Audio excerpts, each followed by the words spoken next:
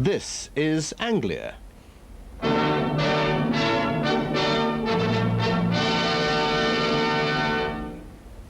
now the time at... I'm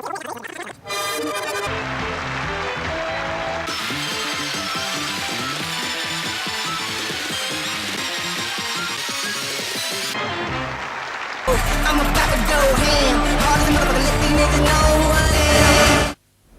Next on Anglia, Christmas Day down Coronation Street.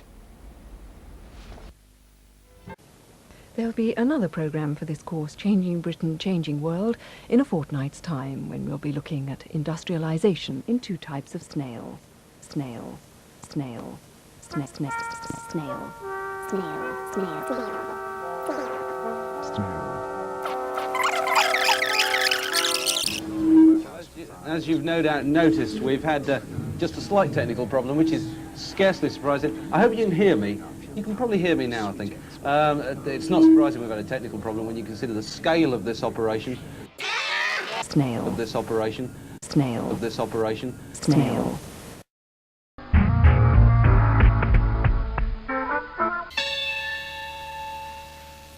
Good, I know. Do you like Wimble? Yes, it's coming up soon. Do you like Grange Hill? Yes, it's like on Tuesday at 5:10. What's on? Yeah. What? I don't understand what you're talking about. I can't understand. What? I don't...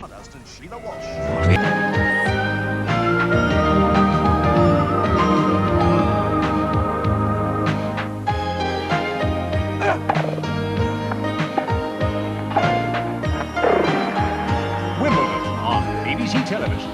The world's leading tennis players wrestle for the ultimate title of Wimbledon champion, watched by the BBC's top commentary team.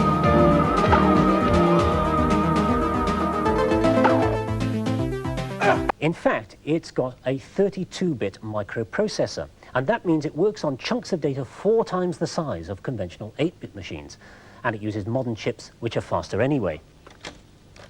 Here's the motherboard from inside, and this is the 32-bit microprocessor.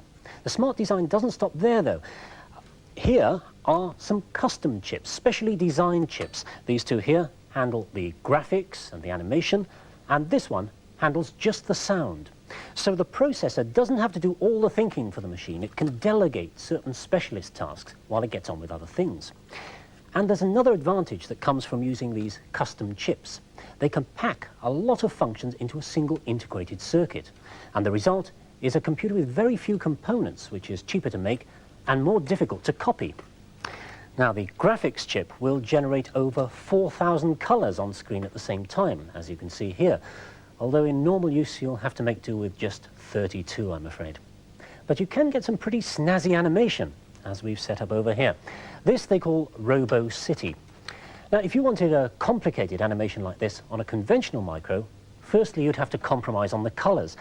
But you'd also have to get the software to manipulate those characters, remembering, say, that the old man here moves behind the fire hydrant, but in front of the female robot, and so on. The Amiga has dedicated hardware, those custom chips, to look after the drawing and the redrawing, replacing the background and so on. Right, well, much as I like that demo, I'll pull that one down and move on to the sound. Comment here on BBC One. We discover that fact can often be stranger than fiction. And after all, that's life.